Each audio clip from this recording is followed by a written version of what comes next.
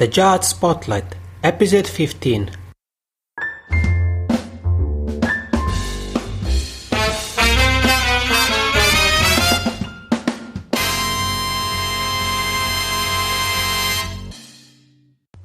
Hey everybody, what's up? Yanni Lunga from the Jazz Spotlight here, and welcome to the 15th episode of the Jazz Spotlight podcast. I hope you're having a good day. I'm having a great day today. I'm super excited about this episode and this new guest. Like always, I want to remind you that if you're listening to the podcast from iTunes or SoundCloud or YouTube, you can find the show notes at thejazzspotlight.com/episode 15. You will find the links to all the things we talk about with this guest, to the resources, and all the other things. Today we have a super special guest here, and if you are in the jazz niche and you're on Twitter, you've probably heard of Elements of Jazz, really popular with over 17,000 followers. It's really active if you want to know what's happening in jazz, the latest, new albums and all sorts of things. That's definitely the place you want to be. It's with great pleasure that I welcome on the show Donna Mercer of elementsofjazz.com. Hey Donna, how are you today? Hey Yannick, I'm fine. How are you today? I'm fantastic. First of all, thank you so much for being on the show. You're welcome. You are so welcome. All right. Let's get started. The first question I think everyone wants to know. What is your relationship to jazz? How did you fall in love with jazz music? That's a good question. I did not grow up in a jazz household. Jazz was not played in my home. Motown was. Things like late 60s, early 70s. My mom was into everything but jazz. Therefore, I did not grow up with an appreciation of it. As I became an adult and I started to date, a few of my ex-boyfriends exposed me to jazz, but nothing stuck. A very, very good friend of mine, over a course of 3 or 4 years, tried to get me to listen to his jazz collection as we used to hang out. And I remember telling him, Paris, I don't have time for that. And he would just shake his head and try another week or so. But he passed away unexpectedly in October of 2006. It was a total shock to me. We hadn't talked to one another for about 6 months, and he definitely did not let me know that he had cancer the last time that we had a conversation. So I grieved for him like I have not grieved for anyone else. And the grieving period lingered, and it consumed me for months. And in my desperation to deal with his death, deal with the fact that I wouldn't be able to talk to him about things, bounce ideas off of him. One day I came up with this grand idea as I was once again crying. I said to myself, well, maybe I'll feel better if I start to listen to the music that he wanted me to listen to. So I remembered that he loved bossa nova, and I remembered some of the artists that he liked that were more straight ahead jazz. And I found them on the internet, and I started to listen. And in an instant, I did feel better. The grief subsided for the moments that I was listening to it. So the next listening period was the next day, and I felt better. I felt like he was still around me, like his presence was there. And as I have stated on my website, what started out as a therapeutic device for me became a passion. I found myself, as the months went on, I wanted to listen to it because I wanted to hear it, and I enjoyed listening to it. And then I branched out from whom I knew he liked to start listening to other artists Then, I mean, there were names that were thrown around with my ex-boyfriends and growing up, and people you knew of, Miles Davis and things like that, and Ella Fitzgerald. But then I became obsessed, and I wanted to hear it as much as I could, and I wanted to learn about it as much as I could, and I just immersed myself in it. And that is basically how I came to love it as much as I do. It has only been the last close to 8 years though, and prior to that, don't prior to that, I didn't know a thing about jazz. It's a really touching story, really really deep, and of course I'm really sorry about your friend, but I'm really happy that you found jazz as a remedy. And I mean, look at your elements of jazz now. It's incredible. You have over 17,000 followers on Twitter. You are followed by a lot of artists, and really everyone with a passion for jazz is pretty much following you on Twitter. And how did you come up with the idea of elements of jazz? What led you to it? The name of Elements of Jazz? The project per se. The project? I was when I was on MySpace many moons ago, I had a little blog that didn't have a name, but I would let people know what was going on, what I could find out on the internet, what was going on a regular basis, on a daily basis, around the jazz world. And um, MySpace did not become the platform to be on for various reasons. And then I thought about it and I said, well, I could do a website. And then I said, well, if I do a website, I can post whenever I want, and I wouldn't have the limitations of the blogging platform that MySpace had, because there were certain things that you couldn't do with it. Mm-hmm. And I really wanted to just be somebody that was a friend that can tell you all about the wonderful things about jazz, because I can speak from a place from somebody that didn't appreciate it before. So that really was the impetus for Elements of Jazz. Plus, I wanted to honor Paris. I wanted something that would be there because of him. And that's primarily the inspiration for Elements of Jazz. Mm-hmm. And do you remember, because we have so much to talk about today. We have elementsofjazz.com, which is a Grammy blog, and then we have Twitter. So Donna will tell us about both, and she will also give out advice, especially for Twitter, because Twitter is your social media of choice. Is that correct? Yes, Twitter is my social media of choice. Mm-hmm. Facebook is secondary. Okay, and you are, I see that from your website that you are still using Facebook and you have YouTube, but Twitter, it's where you're more active the most. Yes, that is correct. Mm-hmm. Okay, and let's start with elementsofjazz.com. So you switched and you started officially with your blog. What are the first things you wrote about? Do you still remember? The first things that I wrote about in 2010, March. Well, I remember this wasn't something I wrote. NPR here in the United States is National Public Broadcasting. It's to me is a pretty big deal. I mean, some people may not think so, but they actually interviewed me when I launched the website because they had followed me on Twitter and they wanted to know who this woman was that tweeted about jazz 24 hours a day, 7 days a week. So they coincide their publishing or the uploading of the interview the first week that I was live, which I thought was really nice. And I think if I remember correctly, maybe I didn't do it, but it was also around the time that Christian Scott was releasing his album.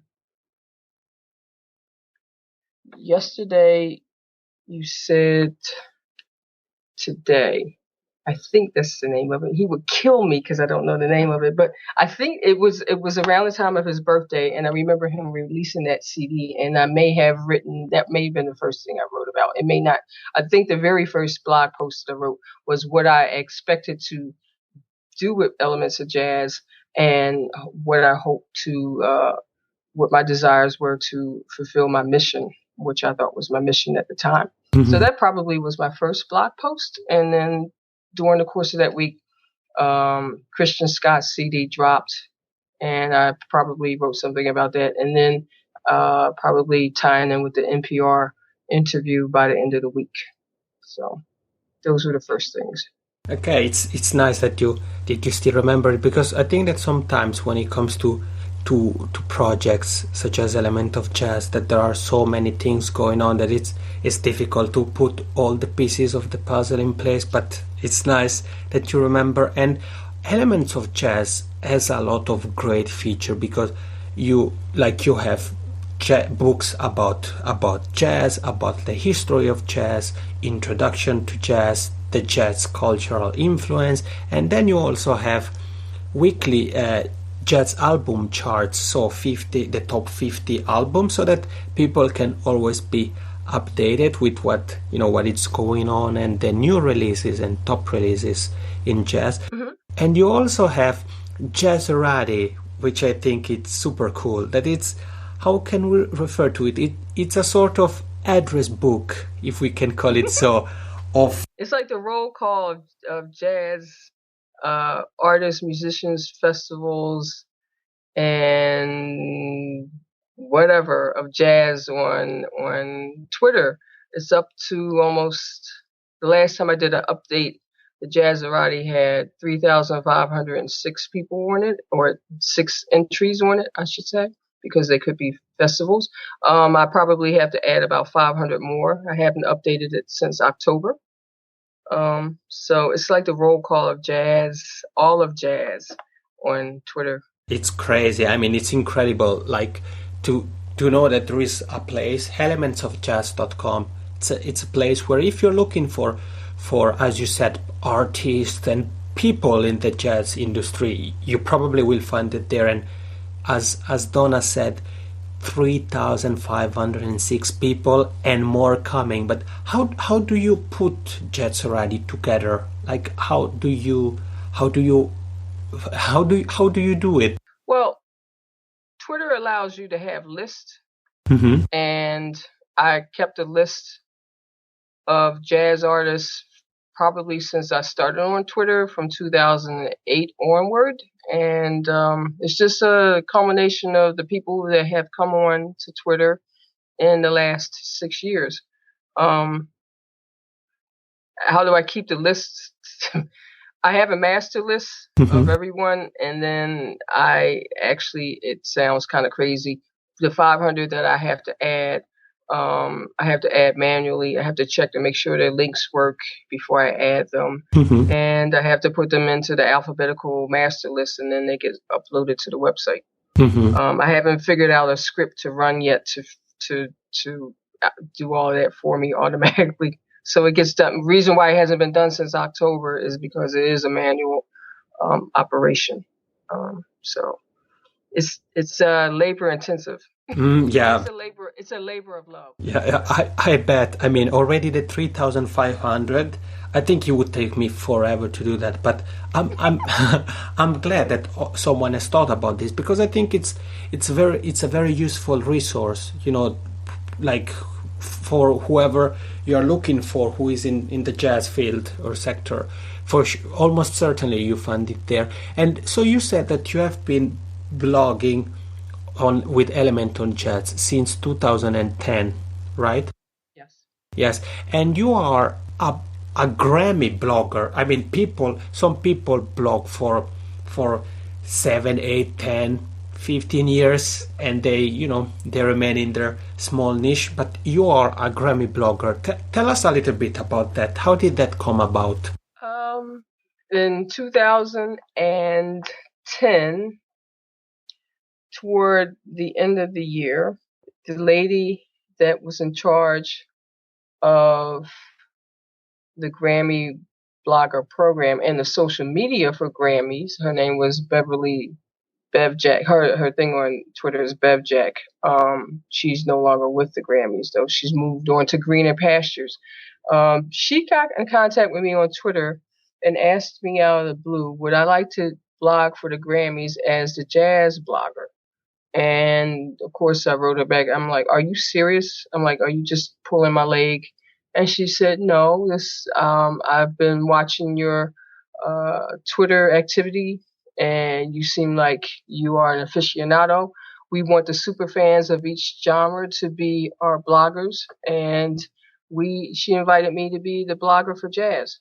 So from 2011 onward, this year was my fourth consecutive year. Um, I was invited to attend the Grammys as their guest, Hmm. uh, with the sponsors of Delta and Hilton providing uh, airfare and room and board.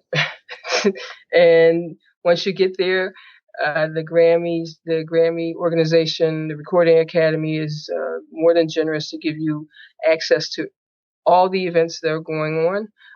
They just want you to be there, be present, represent them well on social media, and cover the events that they assign you.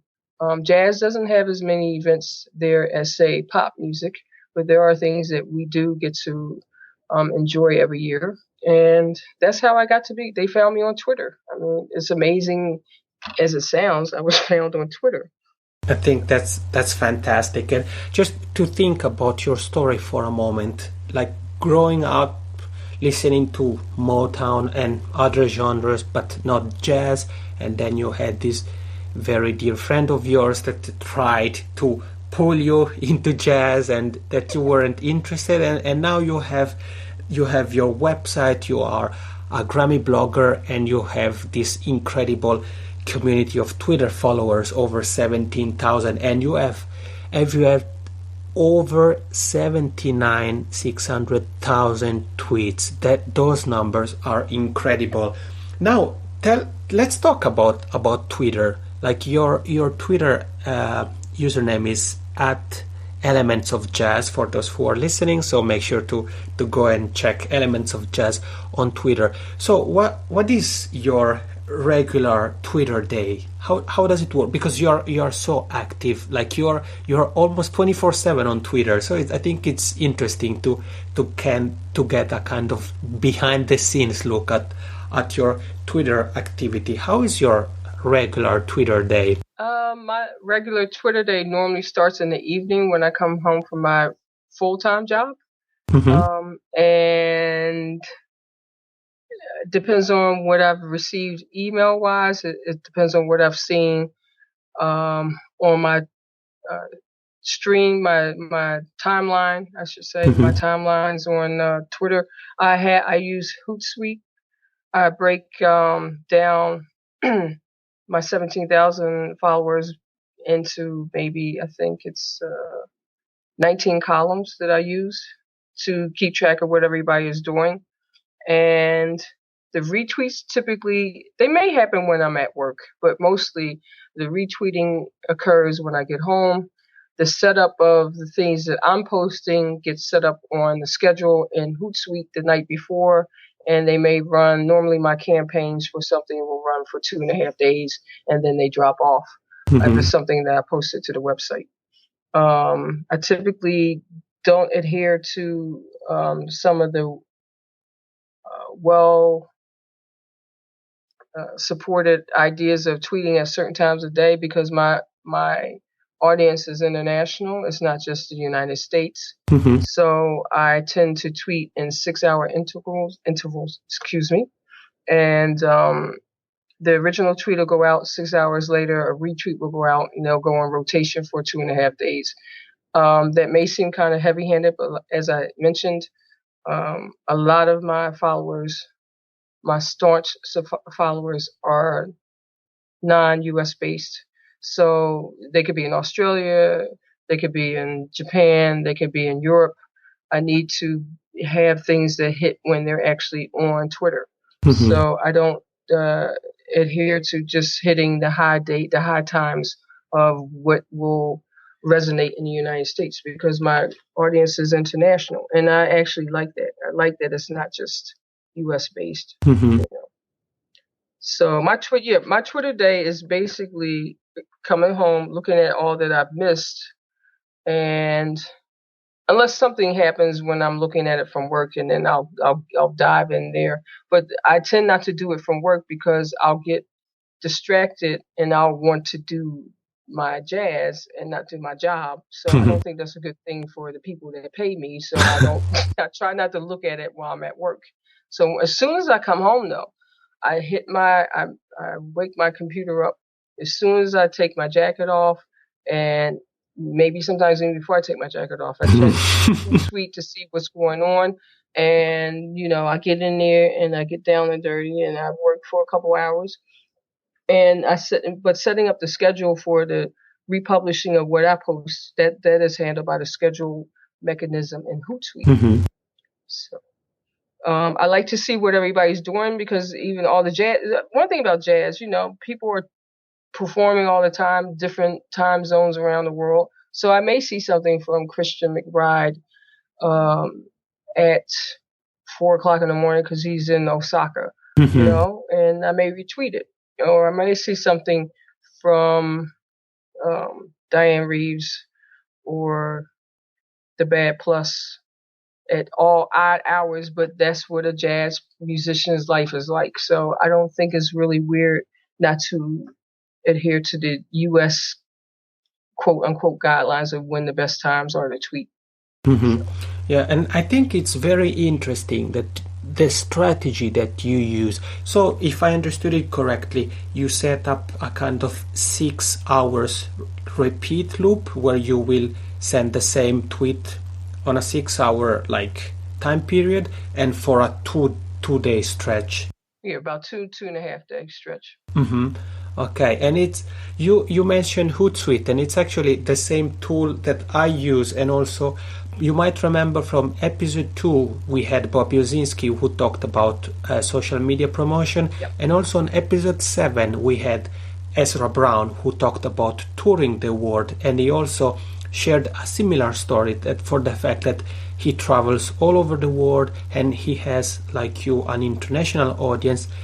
He also uses Hootsuite, and for those of you who would like to try Hootsuite out, you can sign up for free if you go to thejazzspotlight.com/Hootsuite, spelled Hootsuite, Hootsuite. You can sign up for free, or if you like, you can sign up for the pro version that gives you an enhanced feature, so you can try it out.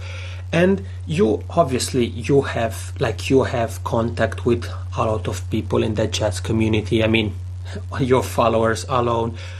What are the things, the mistakes, let's call them mistakes, you see, for example, artists make on Twitter? Are there some things that sometimes you see and you kind of shake your head? Mistakes. I think Twitter is a totally different beast, a totally different animal than Facebook is. Twitter is more, for me, interactive. Maybe people have that experience on Facebook, I'm not sure. But I like the immediacy of Twitter. And if your fans, what I've noticed, if your fans are asking you questions, at some point in time, it would be nice, and it really would make their day, their week, if the artist would respond directly to them and address whatever it is that they may want to know. And I think that really makes it a personal relationship between the artist and their fans. Now, I know some people, most artists don't have time to do that, but I used to handle accounts for a couple of musicians, and I would say to them, it really would be nice if you would just go on here 15 minutes a day, scan through your tweets that you've gotten overnight, and just shoot an answer back to them. I said, you have no idea how much goodwill that would impart, not just with that fan, but the other fans that are following you. And it was like some of the people that I used to work with when I handled their Twitter account, sometimes it felt like I was pulling teeth. And I just think you should be able to get a good feeling out of interacting with your fans. You don't have to be tied to the computer or to your smartphone or to your tablet. Like I gave them, I said 15, 20 minutes tops at your day. But just look at your feed from last night. Look at your timeline. See questions that people are asking you. And, you can do a general answer for, oh, we're going to be here next week performing there. But if somebody asks you something specifically about the horn you're using, hey, shoot them back an answer.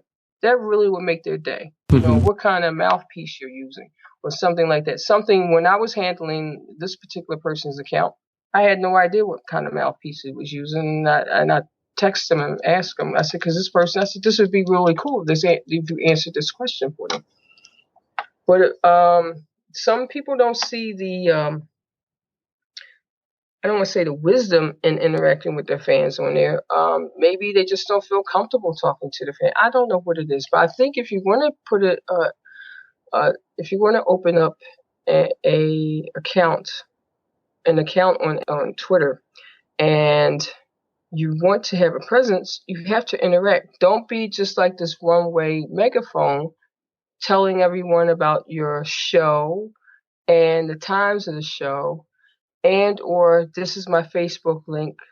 Make sure you like us, and then you don't interact with anybody. I really think that's a poor use of Twitter. I think Twitter can be used a lot more intimately than Facebook ever can be. And that's just my opinion. Another thing is don't let your Twitter account go inactive. Tweet something on it. Don't have an account that you haven't used for like 2 years. That makes no sense to me. And then all of a sudden you want everybody to come to your shows, but you haven't been interacting with anybody. They don't know what's going on. They don't even know you're working on a new project. But now all of a sudden it's like, oh yeah, this dropped last year, and nobody knows. Because with jazz, the press is not out there covering it. It's not like Beyonce dropping her album. It's like you got to get to know your people on the ground level. You got to it's not that difficult. People make things more harder and more bigger than what they are. That's the biggest thing that I see, that the artist, no matter how big or how small they are, particularly in jazz, they just do not interact with the people that love them and want to get to know them better. I think that's an opportunity that's missed. And I agree, and I think that sometimes we kind of forget the social aspect of social media. So like you said, if someone asks you something, try to answer whenever you can. And I think that tools like Hootsuite really help in this sense, because you can schedule tweets, and like you said, especially if you have an international audience, Hootsuite lets you being in contact with everybody at the most appropriate time for them, and most importantly, it also helps you to make sure that your account is active. So no matter how long you're actually on Twitter, you could spend 1 hour per week, but in that hour you schedule your tweets for the upcoming week, for example. I really like that, and I think that I agree with you about this, about the social aspect. And I think that in some way jazz festivals, for example, approach Twitter and use Twitter already in a different way. I think they're somehow more personable in a way compared to some other artists. But are there things that you see that jazz festivals and also jazz venues are missing out on Twitter, or in the way they use Twitter? From one observation I know about, or I've made about festivals, anybody's festivals, I never know about them until they're either the week of or they have just passed. And I don't know why that is, because I follow everybody, but they don't seem to do a lot of promotion. The only ones that I can say I can speak clearly about, Java Jazz International over in Indonesia. They do a lot of beforehand tweeting. I know when it's going to happen. I know what's going on in Jakarta. I know the lineup, but I can't say that anyone else's jazz festival sticks out to me on Twitter. But I always know when Java is coming up because Java does a great job of promoting themselves and letting you know exactly what's going on and when it's going on. I have to correct myself. There's the jazz festival coming up in South Africa right now that they're doing a better job this year, a much better job this year than they did last year about letting you know who's going to be there and when it's going to happen. So those two festivals are doing a really good job. The other ones, there are hundreds of jazz festivals around the world, maybe even thousands, little ones, maybe a day long or whatever, but I don't know. And I follow a lot of festivals on Twitter, and I don't know what's going on with them. It's a shame I have to go and look to find out, oh, did the festival happen already? Oh, it did happen.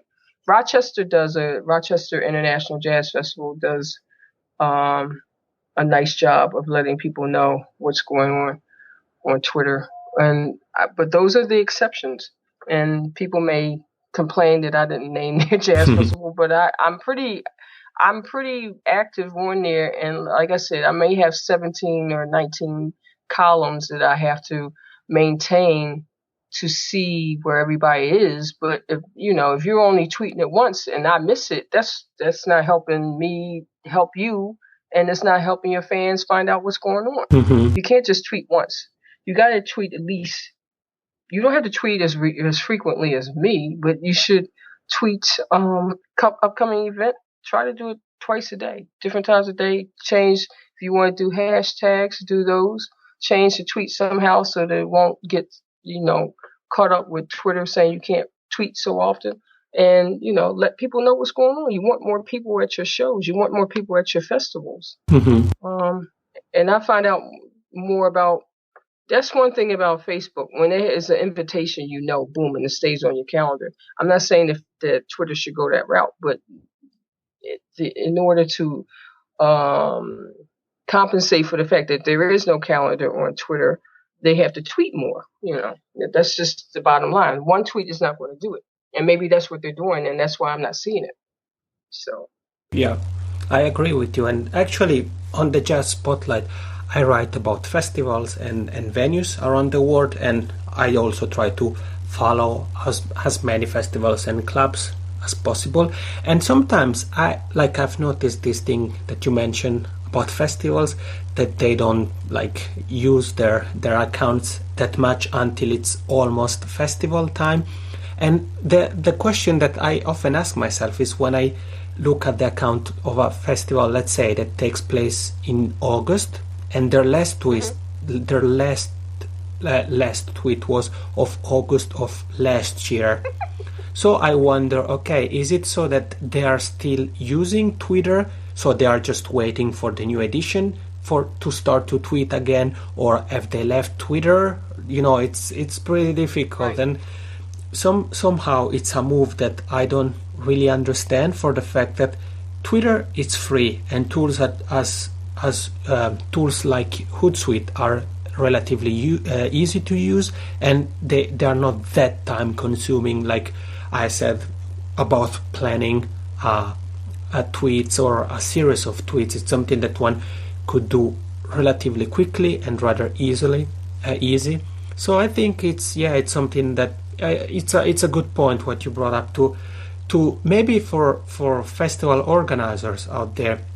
If you're listening to this episode, try to go and look at the festivals that Donna mentioned, just to see the way they are tweeting all year round, and try to do the same, because it's true that your fans want to know about you and want to know about your festival, not only when it's the festival it's actually happening, but even beforehand, because they might be interested in attending the upcoming edition, but they want to know a bit in advance, because perhaps they live in another country or another continent even, or something like this. And what about music venues? Because obviously music venues are already a bit different story, because they have gigs maybe on a nightly basis, or weekly basis. So what are the things you notice music venues maybe miss out on Twitter to a certain extent? Well, as you said, music venues would be a little different because they do have more activity in their, specific locale. They may have 7 nights of jazz, and Hootsuite could fix it though. I mean, they could tweet more. I'm thinking about the jazz clubs over in New York City. A lot of them do seem to tweet, but they seem to tweet the day of. And I'm not sure. I'm pretty sure their calendar is. I'm thinking about well-known jazz clubs, not somebody that's just starting out. I'm pretty sure their calendar is set like a month or 2 or 3 months ahead, so they could plan their campaign out on a calendar on Hootsuite or TweetDeck or something else that they prefer, and get the information out, because there are people even here where I live at in Seattle that I don't realize are here until after they've left, and I'm like, hey, it's like, I mean, I can't. I'm not. And it's not being promoted on Facebook either. So it's like, how am I supposed to know who's here until somebody lets me know? And the people that have venues here in Seattle, they just don't utilize Twitter enough. I don't know if it's because they don't like the social media, they don't like computers. Everybody's got a little different take on interacting with the devices that we have to use on a daily basis. But you can make it a little bit more palatable if you have a third-party application or program like I use, like Hootsuite, and it can make it a little bit more manageable. And make the tweets, another thing, I think the brevity of the tweets might overwhelm somebody because there's only 140 characters that you're allowed to use. There are programs that you can use to extend the tweet, but that, people don't really get into Twitter to that level. They don't know that those things exist. So they may not know how to be concise in what they're trying to say, but these are the skills that are not hard to develop. And I think it really would help all genres, not just jazz. If people just know, you can convey to them succinctly what it is that's going on your stages. I think that just would help everybody all around. And it would be nice to see more venues, smaller venues, consistently doing that, because what I see them really doing is like, oh, well, we have this show. Don't forget to get your tickets for the show tonight. Okay, but who's on the show? You don't. And like I said, I know 140 characters is a lot, but you can say, you can feature one artist in each tweet. You don't have to try to put your whole bill, because there is a club that I'm thinking about in New York. They try to put their whole bill. They have they'll have a 9:30 set and a 7:30, 9:30, and a midnight set, and they try to put all of the artists all in one tweet. And I'm like, that's doing you a disservice, and that's doing the artist a disservice. You should do one tweet for each set so that the people will know who's performing and how much the tickets are, if you want to put that in a tweet. Little things like that. But that's just me, No, well, it's just you, someone that has over 17,000 followers and has tweeted almost 80,000 tweets, knows what she's doing. And I'm really glad that, we are hearing this advice and tips from you. And actually, I think that Bob Buzinski on episode 2, he talked about Twitter as well, and he talked about the kind of tweets that are more likely to be retweeted and shared, and he mentioned the importance of visuals and having pictures in tweets. And I think that in a way your last point about not trying to put all the lineup in a single tweet but break it up could help very well. If you have the first set, the artist, you tweet out that with maybe a picture of the artist, then the same thing for the second and for the third, and so forth. And going back to what you said about the kind of informing people, so that often happens that one knows about a gig only the same day or even the day after, which is not good. I think that something that music venues could do, and it's really easy, could be, for example, to tweet during the weekend, and maybe on Monday the weekly schedule, let's say, or even the monthly schedule, obviously breaking up with tweets, because I think it's really good. And there are some jazz venues that do this, that maybe they even create some kind of calendar or some PDF. But if one doesn't have the time or resources to do that, I think that one could easily do it with Twitter, to send out a few tweets and repeat them a couple of times during the day, so that people know what happens or what's gonna happen during that week or during the upcoming month. So I totally agree, and again, I really recommend to those who are using only Twitter to try out things like Hootsuite or even TweetDeck that you mentioned. And now I want to ask you about let's stay on Twitter, and about artists, festivals and venues that are maybe using social media but are not using Twitter. What do you think they are missing out by not using Twitter or by not being on Twitter in terms of online promotion? As I mentioned earlier, I like the immediacy of Twitter. Twitter to me seems more alive than any other social media platform, including Google Plus, um, the various other platforms that exist out there, like the Facebook and the other. I'm drawing a blank right now, but I see it in my mind. I believe that if an artist could incorporate, because you can incorporate, if you just want to be Facebook heavy, you still can incorporate feeding Facebook and Twitter from Hootsuite if you want to do that. I think you get a different type of user when you interact with people on Twitter than you get when you interact on Facebook. I'm not saying one audience is better than the other, but I think you're addressing two different types of audiences. And people may not gravitate toward Facebook. Twitter is loved. All its quirks and shortcomings that people may feel that it has, it is a loved platform. It's a beloved platform, and it would behoove people to think about giving it a little bit more love in their social media campaign. I just think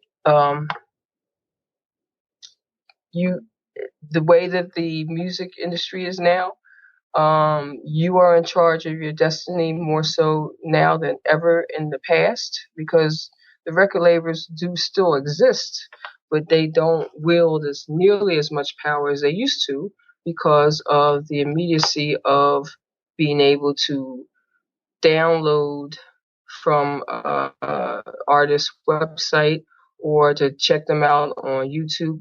They're not the puppeteers anymore. You really can make an impression and a connection with your fans like never before, and you don't have to spend a lot of money. So the fact that you may not have a presence on Twitter, I think, and not an active presence, is not one thing just to have the account. You got to have an active presence. And like I said, 15 minutes out of your day.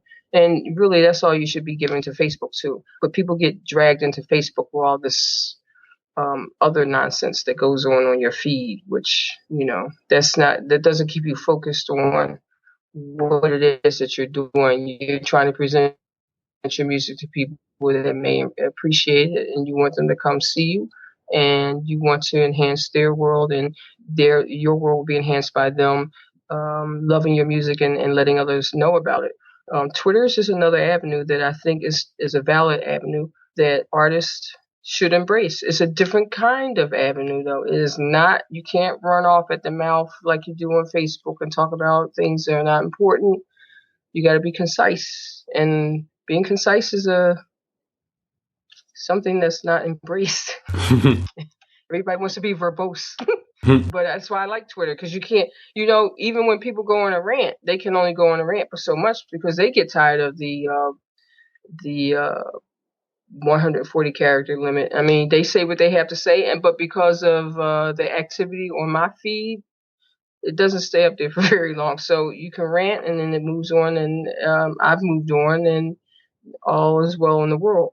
So I think Twitter is valid in the sense that you will get a different type of listening fan, somebody that may really be hardcore, and not just a passing fan, and not just jumping on the wagon as they may appear on other social medias platforms. I just think it's really special, and a lot of interesting and special things have happened to me because of Twitter. So it's still that one-on-one connection with humans, and we all have emotions, and we all like to feel connected. No matter what people say, we still like to feel connected. And I think there's an intimacy on Twitter that doesn't exist anywhere else on social media, to the level that it does. I mean, it's a huge platform. It's huge. Yeah, that's true. And I as we speak, I was scanning through your followers, and it's just unbelievable because Elements of Jazz is followed by pretty much all the major jazz clubs, festivals, publications, and websites that write about jazz. And it's clear that your formula, it's a success formula. Your spontaneous and social interaction with your followers and your community, I think it's really a way to go, and the right way to do it. And I think that really, people, if you haven't yet, make sure to check out Elements of Jazz on Twitter, because I'm sure that there is something that you can learn from it. And let's go back to your website for a moment, because now we have talked about Twitter. You have given out some tips. What are the plans for your website? Is there something coming that you can share with us? Yes, the resurrection of Elements of Jazz and its second life will be coming in the next few months. I've decided that this is what I want to do with this part of my life, and I'm going to infuse more life into the website. I'm going to probably redesign it to a certain extent.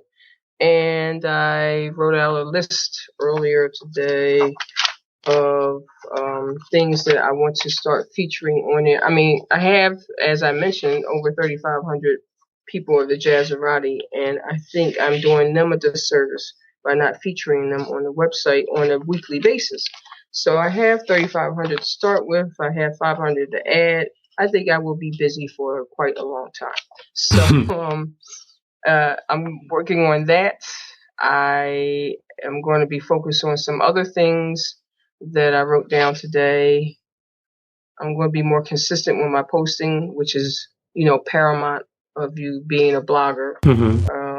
And there's some things, other ways I'm thinking about, ideas I'm rolling around in my head of how to actually monetize the website and to get income coming in, and possibly do something internationally, either making some sort of connections with the expanding and growing jazz-loving communities in Asia. I've talked to some people out there about possibly doing some things over in China and Korea as far as promotion and bringing artists over and stuff like that. So there are a couple different directions that I am going to go into, because now I realize, after some long reflection over a long Memorial Day weekend holiday here in America, that I need to do this because this brings me joy. So can't give you anything concrete yet. Yeah, but you have a lot on your plate, a lot of great things coming up, and it's great to know that you have so many exciting things coming up, because what you're doing, it's just incredible. And I'm sure that many people agree with me that your contribution to the jazz community and to all those who love jazz is incredible. And I would like to ask you, since you are a blogger yourself, and because of your Twitter followers, I'm sure that you see a lot of websites. When it comes to Like we talked about Twitter for artists, for festivals, for music venues. Now let's talk for a moment about websites. What are the mistakes you see artists make online on their website? Is there something, for example, that you think they're often missing out on their websites, or? One of my pet peeves with websites for artists is that they don't keep the content up to date. Um, you got to go to different. You got to either go to the record label if they have a record label that supports them. You have to go to the record label maybe to find a new schedule. You have to go to this place, maybe Facebook, to find the new album information. It would be nice if you do have web presence on a website to have all of that stuff up to date. Why? Because it would be nice to be able to like quickly gather all that information if I wanted to do a post on you. Also, as the gentleman mentioned in episode 2 of your podcast, it would be nice to have the promo um, content available, such as photos Mm-hmm. that you may want. A press kit. Well, it's not called a press kit, but the electronic press kit, the EPK. It would be nice if those were made available. I'm not saying that the stuff has to be um, high budget kind of stuff, but it'd be nice to be able to go to certain areas on each artist's website and be able to, copy and paste what I need so I can work on it, look at it, figure out how I want to present them on the website. That would make everyone's job easier as a blogger. And I know if an artist is responsible for presenting and creating music and touring and doing all that, they probably do not have the time to maintain their website. So they may want to farm that out to somebody. And I'm not sure if that's something that any of the artists have considered. I'm not saying all artists do that, but it seems to me when I do go to a website, something is missing. The new schedule is not there. The new content is not there. Um, nothing's been updated since the last album. And I know you have to be working on something. Just let people know what you're doing, you know? Mm-hmm. And that's, if you want to have a website, please do that because everybody doesn't go on Facebook and everybody can't find you on Facebook or they don't have the time to go on Facebook. Normally on that page about you on the Facebook page doesn't give you the ability to present what it is that you're doing right now in everybody's face. You got to go looking for it. So if it's on your website, it's under your control, and I can just click on it, and I'm like, oh, I can go here for press information. I can go here for sound files if needed. It would be really nice. EPK somewhere. It Mm-hmm. would be really nice. Who to contact if that information isn't available, that kind of information. Who your publicist is. I deal with a lot of publicists, so I don't have to. I have other resources of how to get information, but it would be nice just to go on somebody's website, anybody's website that's a musician or artist or a vocalist, and be able to just get that at a moment's notice. Another thing I would like to complain about is all artists don't have a website. I don't understand that. I Mm-hmm. really can't put my head around that. I there's no excuse for any artist, no matter what their budget, not to have a website. It could be just a one-page website, but have something out there about yourself, what you play, what you sing, what you've done, and some photos, possibly some YouTube videos. Tag them. Let somebody know what's going on. We got to know that you're out there. Mm-hmm. I had a housemate when I first moved here to Seattle. He just put out a CD, and I asked him, I texted him, I said, where's your bio at, or where's your bio information at on the web? And he says, not out there. I'm like, all right. I'm like, okay. I'm like, how? And so I got to get him to write me something up manually because he doesn't spend a lot of time on the internet. I'm like, this is ridiculous. You've been playing for 30 years and none of your information is on the website. I mean, nobody's website. You don't even have a page. And he said, no. So, and I love his new CD and I wanted to hand it off to somebody in Europe, but England actually. And I can't because they're going to say, well, where's his bio? And I'm like, I can vouch for him, but Yeah.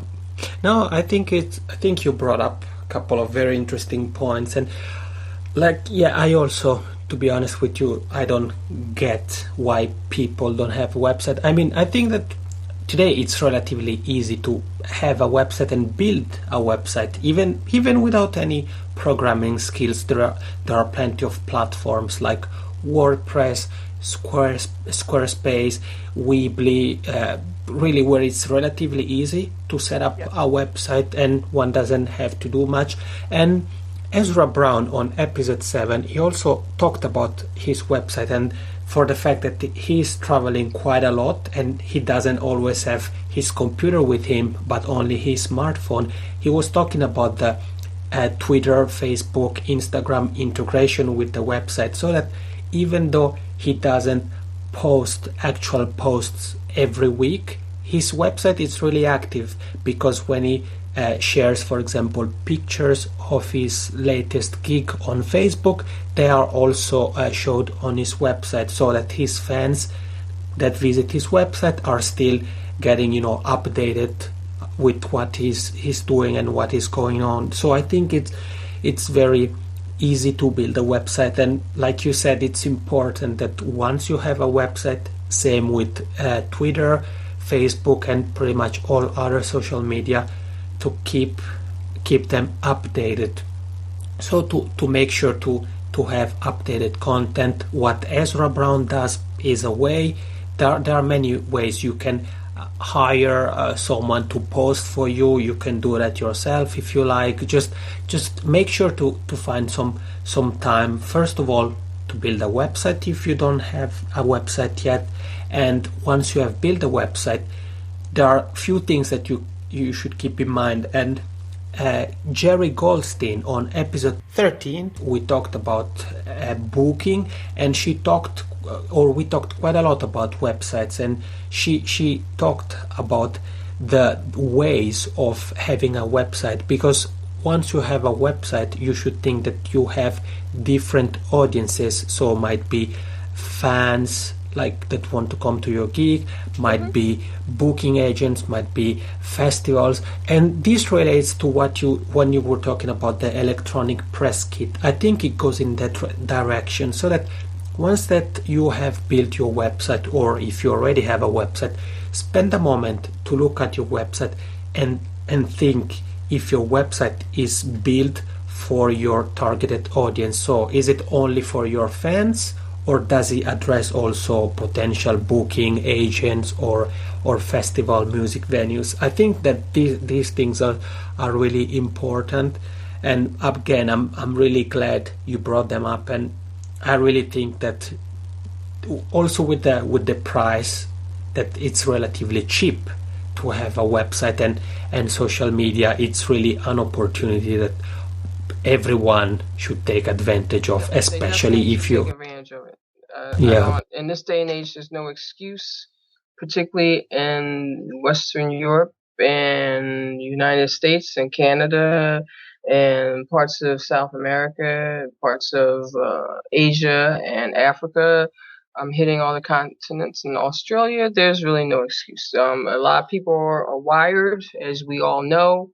A lot of people aren't wired, but the ones that are tend to be in those areas that I mentioned. And it doesn't cost. It's not traditional advertisement that used to cost you money for prints. It used to cost you money for radio time, airplay.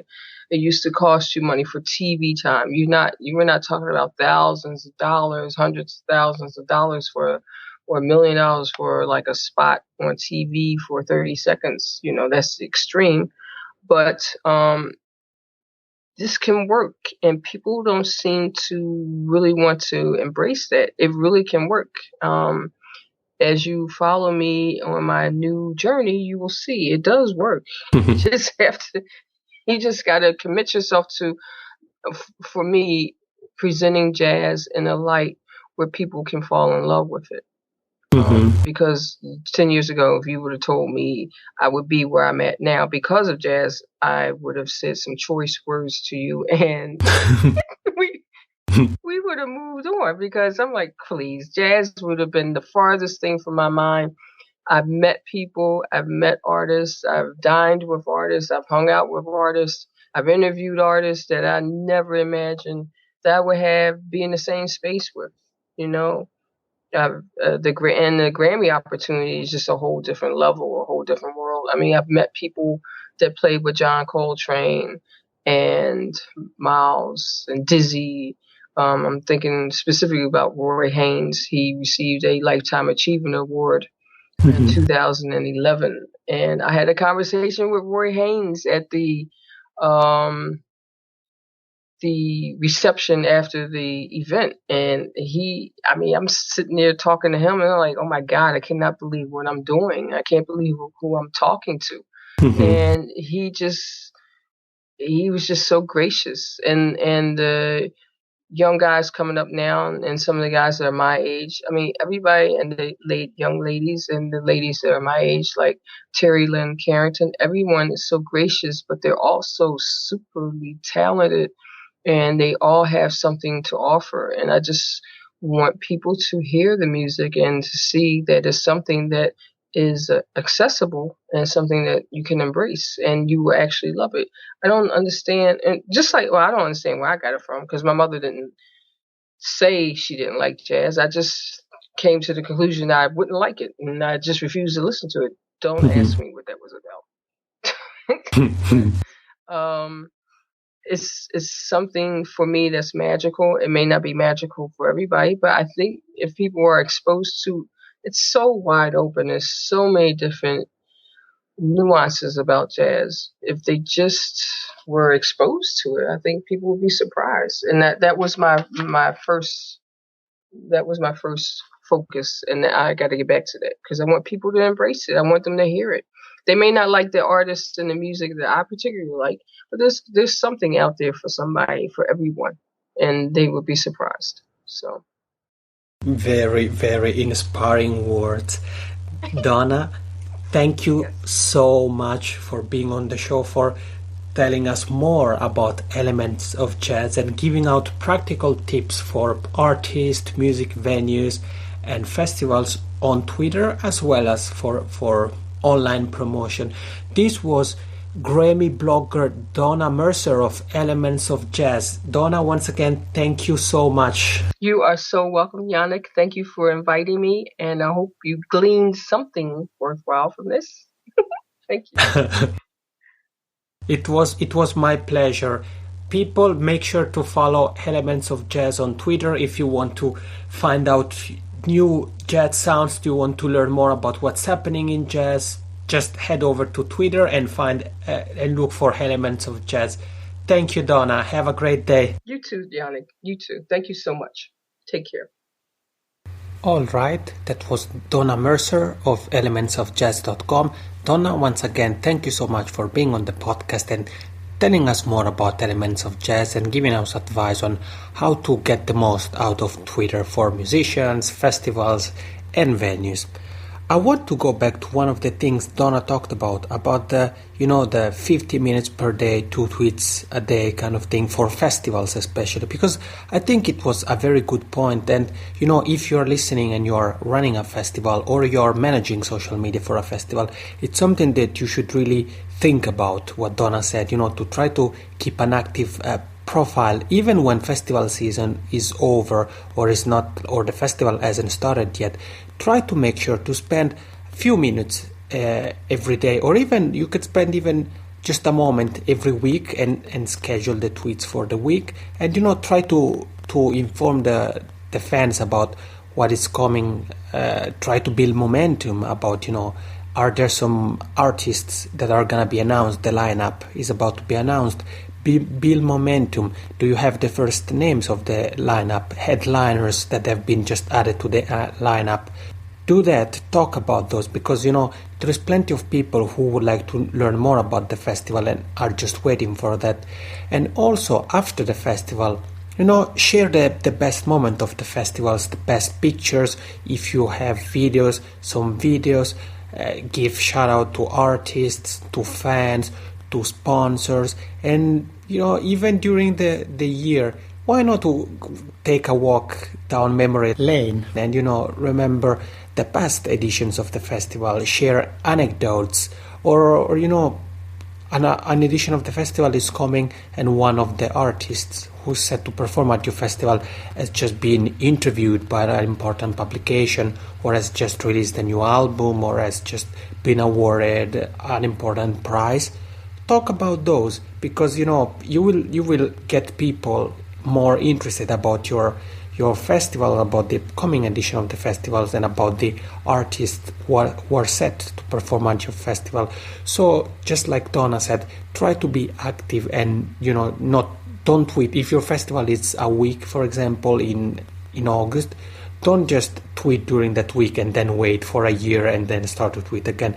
Try to build momentum already months before the festival, and try to be active even after the festival, and try to give updates to your fans about what's going on, share news, share best pictures, best moments, interesting facts, some funny questions, all the kind of content that you cannot come up. I'm sure that will benefit you.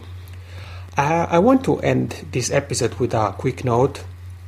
As I said last week, I'm about to leave for the Pori Jazz Festival in Pori, Finland, and I have a surprise for you, because next week there's gonna be a special edition of the Jazz Spotlight podcast. If you've been following the podcast by now, you know that it's a weekly podcast, so there is a new episode every week. But next week is a special week, and there is gonna be a daily edition of the podcast with special guests every day from Monday to Friday. So make sure to go to thejazzspotlight.com/podcast every day to get updates about who the guest or guests of the day are. I won't anticipate you any name. I can just tell you that some of the guests are probably artists that you have been listening to and that you probably also like. So make sure to next week, every day from Monday to Friday, to go to thejazzspotlight.com/podcast for the special edition of the Jazz Spotlight podcast with interviews from the Pori Jazz Festival. I'm Jani Lunga, and this is the Jazz Spotlight podcast. Like always, I would like to thank you for listening, and I wish you a great day.